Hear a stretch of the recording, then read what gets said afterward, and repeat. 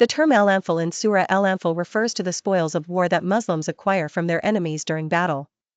The original meaning of the word in Arabic signifies an increase or additional gift. The surah derives its name because its opening discusses the topic of Al-Anfal and the regulations concerning them.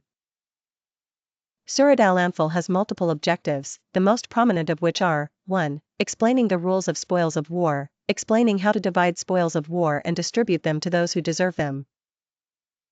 2. Emphasis on the importance of obeying Allah and His Messenger, encouraging adherence to the commands of Allah and His Messenger, peace be upon him, in all matters, especially in the context of jihad.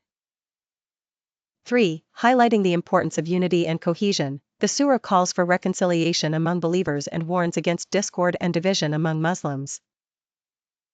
4. Outlining the causes of victory and defeat, it elucidates that victory is from Allah, yet it requires taking the necessary causes, preparation, and reliance on Allah.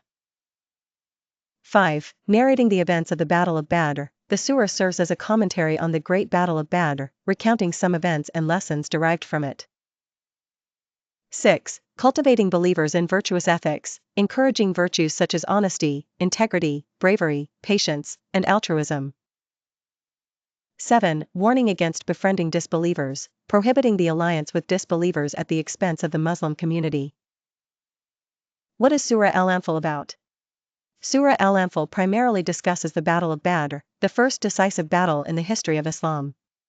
It covers various aspects related to this battle, including the reasons leading to the confrontation, the occurrences and details of the battle, Allah's support for Muslims and His assistance with angels, the laws concerning captives and how they should be dealt with, the rules for spoils and their distribution, directives and counsel for the believers following the battle.